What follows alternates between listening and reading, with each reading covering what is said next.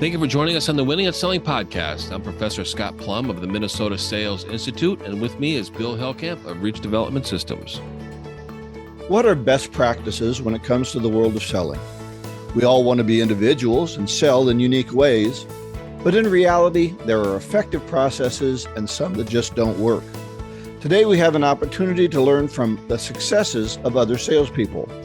So put on your critical listening headphones as Scott and I discuss 10 Astounding Selling Statistics Part 2 and other great ideas on episode 527 of the Winning at Selling podcast.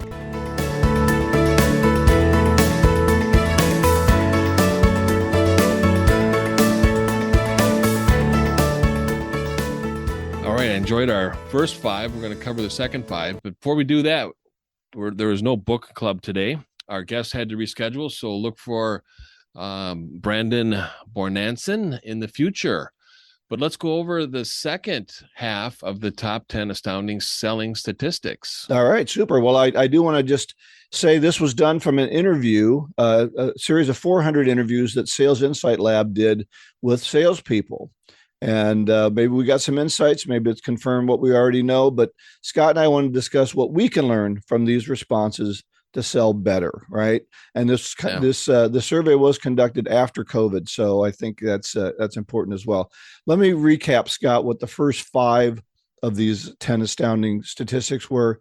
Then we'll start back up at number 6. So number 1, at least 50% of your prospects are not a good fit for what you sell. Shockers. That's what the qualifying process should be telling you over time, right? Right. Number 2, budget is the most common reason that stronger sales opportunities fall apart. And I know you hit on this budget thing a lot. Why does the budget become a problem? Well, they don't talk about money. They don't talk about range. They just, hope it's okay. Yeah, we don't want to. They don't discuss it. That's right. They must have a budget if they called us. Yeah. Most salespeople just aren't getting in front of enough prospects. That's number 3. 2/3 of the respondents were reaching out to less than 250 leads a year. Wow. That's 1 a day. That's incredible. Yeah. You're not going to grow that way. Number 4, most companies are providing a quarter of salespeople's leads. No shocker there. They're living off leads. Mm-hmm. And number 5, it's a little bit harder to get in front of new prospects than it was 5 years ago. Any thoughts on that?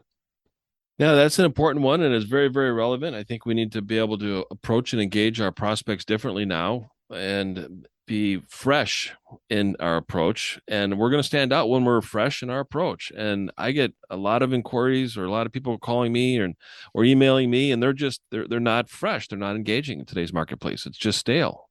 And even sound stale. Yeah. Or bored. And create bored. Interesting curiosity. All right, let's go to the next 5. I want to spend some time with these. The phone is still your best tool in selling.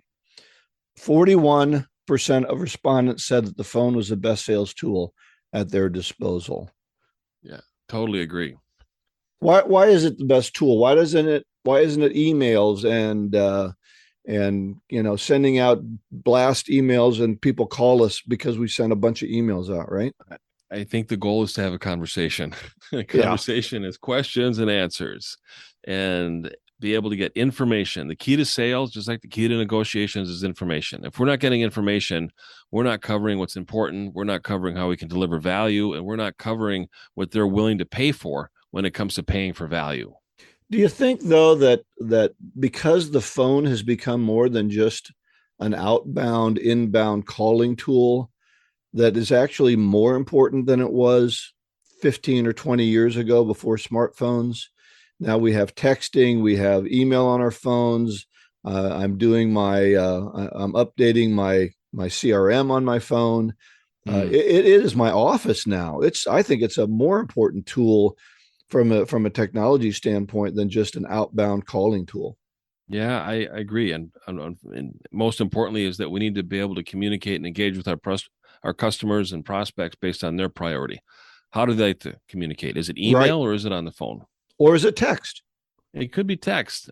Texts are tough to save and they're tough to log, and you got to copy and paste it within your CRM. And you know what, though? I don't care if my customer likes text and they're going to answer my text.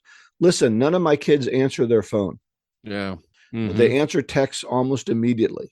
So I think you really have to think about who you're talking to and what they have to say and what's important to them, and how they want to, as you said, how they want to communicate, because then you need to get on their level, not say, well, I like to talk, like to have a conversation, so I'm going to use my phone only outbound, and that's the only way I'm going to do it. Yeah, yeah. And that's very limiting. I mean, it's like following the sales process and not the buying process. We need to be able to work with our buyers on how they want to buy from us. Yes, I agree. I agree with that. So, and then really, you've got to become adept at using a phone. There's new tools that are coming out all the time. I think you've got to stay up with them. You and I, Scott, we're a little long in the tooth. It took me a while to Mm-hmm. adapt to a smartphone, but once I did, I made the decision that I was going to learn how to use it and learn how to use it well, and not just have it be kind of a phone that had a lot of pictures on the front of it. Yeah, It's yeah, really got to be a good business tool, and there's your CRM's linked up to it. You should be able to link everything up to it and use that tool. So some people use tablets; they like a little bit bigger size when they're out on the road. But almost all salespeople are either using their phone or a tablet to communicate with their CRM. So yeah. I think it's an even more important selling tool than it was 20 years ago It really is. when it was the only tool we had. Yeah, So yeah. Or a fax machine. remember the miracle of the fax, man. Boy, Yeah, that was just amazing. Scott and I have yeah. lived through these technology changes, and FedEx was a technology change that we could Right. send something, and then fax came and busted their business up. So what's going to bust your business up? Think about that. All right, let's go on to number 7. The vast majority of salespeople barely ask for referrals. Almost 60% of respondents ask for fewer than one referral per month. 40% rarely ask, and almost 20% ask everyone they're in front of. So, why are referrals important? Why should we ask for referrals when we know that we don't get them most of the time? And we can ask for a referral even if somebody doesn't buy from us. I think there's a couple, I think, primary reasons that I think referrals are important is if you're talking to somebody who has taken the time to meet with you, that's exchanging information in a conversation, most likely they're a good fit. But And it's you want to, trust has been built if they're giving you information. yeah, that's true too, but they're within a universe of qualified prospects versus somebody who's not in that universe and not qualified. You don't want to multiply your database on people who are not qualified. If you're talking with somebody, most likely they're qualified. So you want to multiply the people who are qualified within your database in your universe. So Okay. you're talking to somebody who hangs around with people that are like them, first. And second, it demonstrates a public commitment to growth and commitment to your prospects on growing your business. And when you ask for referrals, you're saying, I want more business and I'm committing more to my customers. And I want you to commit to me because I'm growing, I'm not shrinking. So you're saying that it shows that you're not just focused on selling to them, you're focused on selling to the broader market. And committed to growing my business. I Yeah. mean, have you ever worked with a company that's not committed to growing their business? They want to dwindle down their customers. So, the customers leave because of bad experiences. Yeah. And when you're working with somebody who wants to grow their business, they are going the extra mile because they want to attract people to their business. I'll tell you what, if you want to get an easy lay down appointment, have a referral, because Mm-hmm. I'll tell you, I'll have almost never found it that an appointment didn't happen if I had a referral from it. So if they Yeah. said, well, you should call Larry, and I call Larry and said, Scott told me to call you, I'm going to have an appointment. It's not work. They're not going to avoid me. It's not a cold call anymore. So I don't have to go, hey, this is Bill with this company and you don't know me, but so it's going to be a much easier appointment. And I think the other key thing about referrals is what I'm finding now is that people tend to stay in the same kind of business, especially when they get into the decision-making levels within organizations. People are in pharmaceuticals, tend to stay in the pharmaceutical business. People are in hospitals, people that are in med tech, people that are in publishing. They don't go from publishing to med tech. They don't go from Apple to Pepsi. Oh, wait a minute, they did go from Apple to Pepsi, but it's rare that they Yeah. do that, and it was so rare that it was advertised, and it didn't work out that well either. So I think what's neat is that people are in. There's a sphere of influence around people, and if you can get into that sphere of influence through referrals, you're going to do very well. So, all And right, you're yeah, building a reputation, and you got more to lose than just one customer. You get your customers that giving you 20 leads, and now you got one customer that's giving you 20 new customers. You have a lot to lose if you don't deliver on that one customer, because you that's right. lose 21 clients. So you really increase the commitment, and they have a greater share of your time and commitment when they're referring you business too. How do you ask for referrals? What's your process for asking for referrals? I say, I really enjoyed our conversation, and it seems like it's going to develop into something greater than just what we talked about today. And it's possible that we're going to be working together, something to that effect. I really enjoyed working with you, and I want to work with more people like you. And I'm guessing that you hang around people that are like you. Who do you know that you'd feel comfortable introducing me to, where they and I can have the same conversation that you and I had? And I'd be grateful. And it might not be now, but maybe it might be next week, or I can call you in 3 weeks and just say, who have you thought of? And then I just really want to be able to build my universe, my client base with more people like you. And you're Yeah, complimenting them. yeah, I think that's So, great. I think also a couple other ways that I've found that work for me. One is to kind of say I'm thinking of a person, and describe the person you're thinking of. They're a decision maker. They're always looking for ways to make their company improve. They're well respected in the business community. Who's coming to mind when I talk about that when I describe mm, that person to you? And they'll say, well, my friend Larry. Okay, well, what does Larry do? Would you introduce me to Larry? So I'm right. looking for that one. The other thing that I find very valuable to do is I always carry a top 10 with me, 10 businesses in the business community that I'm looking to do business with. So Mm, this is kind of my last step. If he says, I can't think of anybody right now, I say, well, here, let me help you here. Here's 10 companies that I've been wanting to do business with. Do you know anybody at any of these 10 companies that I could talk to? And I hand them those 10, that list of 10 names or 10 company names. And almost invariably I'll find one or two. Oh yeah, I know somebody at Cargill. I know somebody at General Mills. So that helps me, and it helps me get 3 or 4 contacts within a company. So a couple of other ideas on yeah. I, referrals. I'll lead them to different universes that they have. Mm-hmm. So I'm asking for somebody, and here's kind of my pitch when I work with a company is saying I work with companies that the leaders believe that there's more opportunities in the marketplace.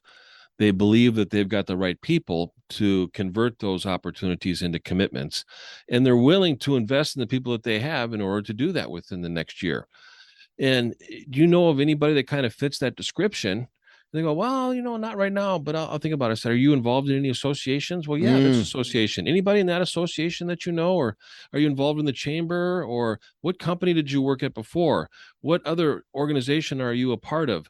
It might be your relative, it might be your neighbor, it might be somebody that you go to church with, it might be somebody in Rotary, and I lead the witness and to think about everybody that they know after I've given them a description, and then the wheels just start turning. And Mm-hmm. when you do that consistently, then you're going to have a reputation of always asking for a referral. And guess what's going to happen is your prospects, your customers, your clients are going to be calling you and say, hey, I just talked to this so-and-so and I thought of you and I mentioned your name, and here's their phone number and they're expecting a call from you. And it's like, great. Now you've built a reputation of always asking for a referral. And now you can just attract all of those referrals that you've requested.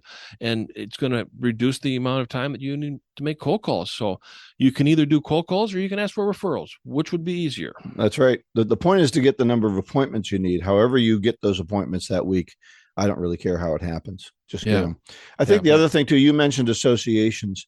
So often I see salespeople, and I've even fallen into this trap myself.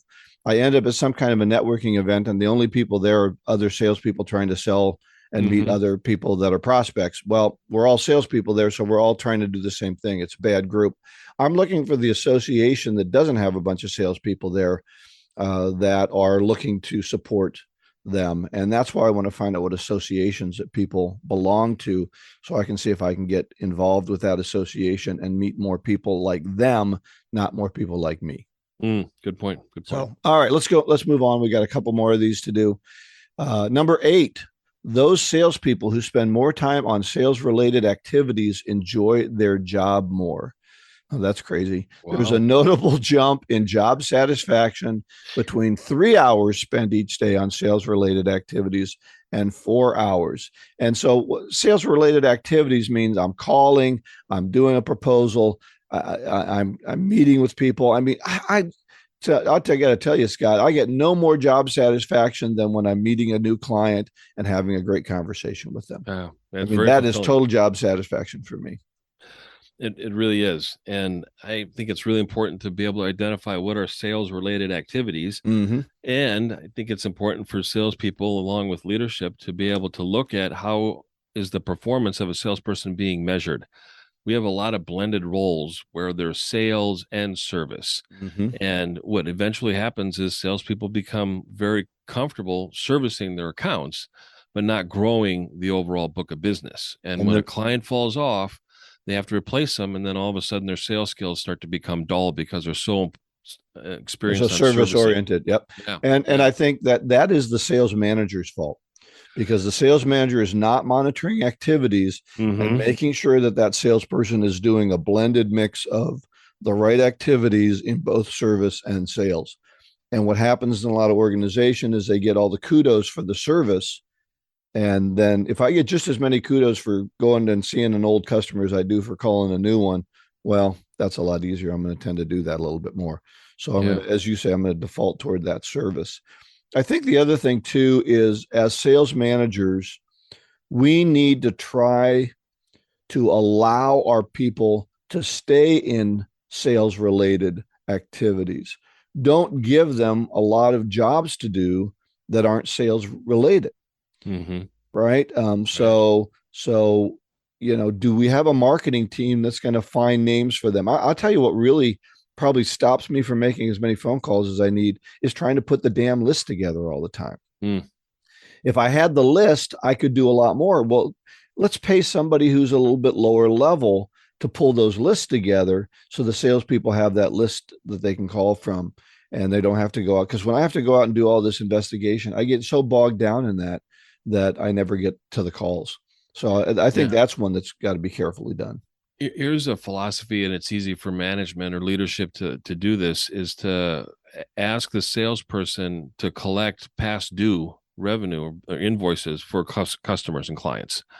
And the salesperson becomes a collection agent.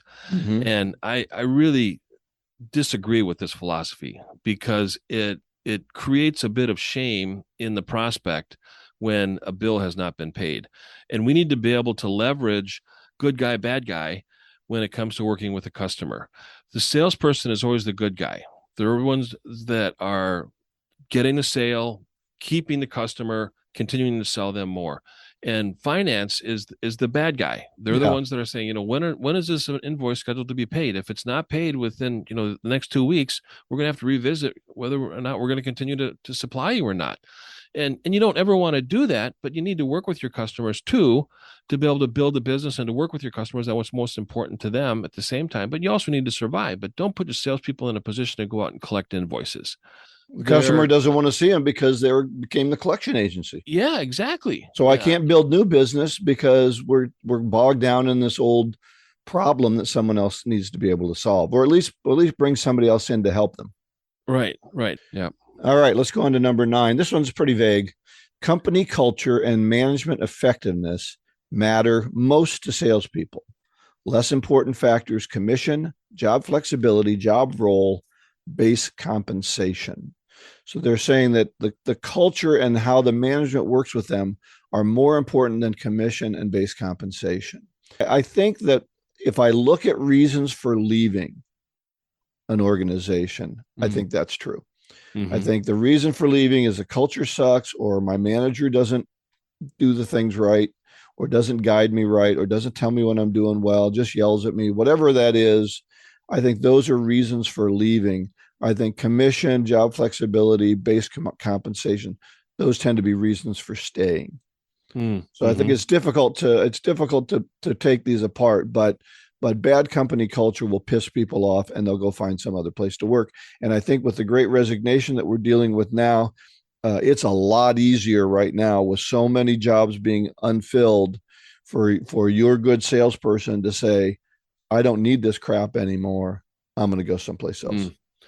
Mm. I just talked to somebody who runs an ad agency yesterday, and um, uh, one of their lead supervisors put in the notice Uh-huh. after 8, 10 years with the company, and and the owner was just shocked, and it's like, oh, I can't believe I'm going to lose you. I mean, I just lost somebody 6 months ago too, and it's because that the engagement from the agency and the clients has been more strained because of COVID, and clients have been a little bit more challenging to work with, and the leadership within the company needs to be able to make sure that all of the employees and the team members are really satisfied to a level where they want to stay at the existing company and not want to consider other options. So sometimes leadership needs to be the buffer between the employees and the clients to be able to make sure that they're able to provide enough, I don't know, balance in making sure that they're happy staying where they are and not considering other options too. That's right. I think leadership has to understand how everything affects that sales team. So another Mm-hmm. example might be, um, my customer is mad and ready to leave because our factory is putting out product that's not the quality that they were Wow. told they would get. Right. And so now, as a salesperson or a sales leader, I can't go and tell the factory what to do. We can yell at the factory and things get a little bit better for a little while, but then they go back to the old ways. So when we start to investigate it, it's because the factory is being pushed to produce so much in a shorter period of time with less people to do it. And so now that's falling apart. So the company is going to lose a big customer because they're trying to make more money on each piece sold because they're pushing the production staff to do things faster. And now everything's falling apart. And the salesperson says, I'm going to lose my biggest customer. I might as well leave and find something new where they're going to support me from the factory. And so Right. that's a real challenge as well, because the salesperson feels unable to cope with this. I can't go make the factory change, and no one is helping me make the factory change. Mm. And Right. so they're Right. not going to, they won't do consistently good work. And this isn't going to be the only customer I lose. Yeah. I'm We looking at had the that writing on the wall. we had that same situation. It wasn't quality of product, it was supply chain issues, and salespeople were like, I can't sell it because we can't fulfill it, and Right. customers are going to call me and I can't deliver it, and why am I going to spend my time selling stuff I'm never ever going to fulfill and never get paid on it? That's So I right. need When to the do card is something empty, else. when the card is empty, I might as well Yeah. go find another place that knows how to fill their card up. So, But and here's the other side of that is there's a warehouse full of stuff. Sell what we have. Don't sell what we don't right, have. right. I don't think that management does a good job saying, here's what we have. Mm-hmm. Let's Right. focus on those. Let's strategize. We know we can't get this product because the supply chain's messed up. We can't get chips or whatever.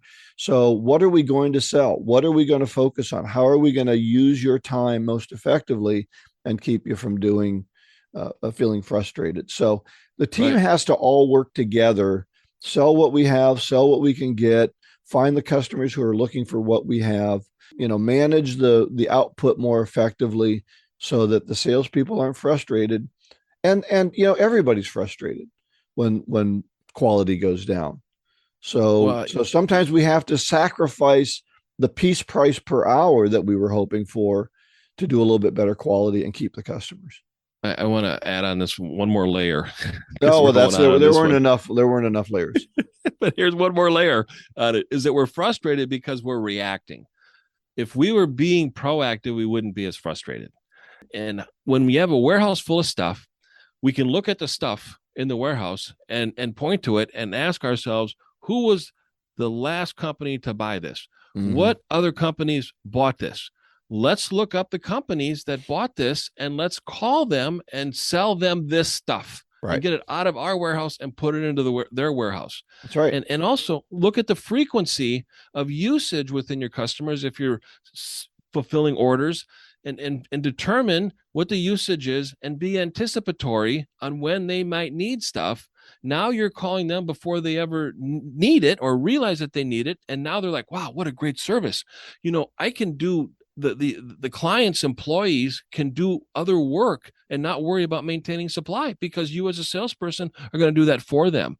And wow, now you're really delivering value. And how do you duplicate that value? You can't. Now you're decommoditizing your own product and service because you're offering something totally unique that no other companies are doing. So really emphasis on salespeople, and then emphasize the salespeople attention on maintaining clients and selling the stuff that you have. All right, number That's my 10. last layer. Huh? Yeah, that's my last layer. Yeah, we're going to save that for groups, Scott. Okay. All right. Non-performers do a lot more pitching. Only 7% of top performers report pitching, while 19% of poor performers pitch their offering. And I think this is where we go in and we say, let me tell you what I got. And the marketing team came up with that 20-page a PowerPoint that we can show, and we start there instead of starting with a good discussion about needs and issues and challenges and how we can work together more effectively. Yeah, I think this is sometimes the training and onboarding of salespeople within cultures that haven't evolved since 1977, and they teach their salespeople to go out and be problem solvers. I still hear it. I go into companies and I say, tell me about your sales philosophy. Well, we're really problem solvers. I go, okay, all right. And I go, like, how about being a problem finder? And I go, tell me about what problems you fix. Tell me about the problems that you solve. Tell me about the problems your prospects have. Cue the crickets. They have no idea, but they certainly know about all the solutions that they offer. And they're so comfortable pitching because that's how they're trained. And then they go back to their sales manager and they say, I pitched them this and I pitched them that. And they go, good, well, what'd they say? And we're not inquiring. Salespeople need to be inquiring. And instead of pitching, they need to create a scenario. And here's my business, my scenario is that I work with a lot of companies that feel like there are more opportunities in the marketplace. They're frustrated when salespeople are not getting in front of enough qualified prospects. They've got long sales cycles and low closing ratios, and they really believe that there's a better system and a better way of selling in today's marketplace. Can you relate to any of those things? And I've created the scenario, the context of the problem and the solution, and then I'm able to talk to them about what's the next step based on that scenario, that situation that I created as a salesperson. Yeah, I think you can't just go in with questions, because customers don't always know what their problems are. They know what's not working or what's not happening, but they don't know why. So sometimes we go in as a salesperson and we try to have them investigate it and come up with the solution themselves, which they can't. Otherwise, they wouldn't need you. So throwing out the type of solution that you're proposing there can help stimulate thought for them and then help them find that solution in what you do. I've always thought it's good to help them dig the hole and you're the ladder.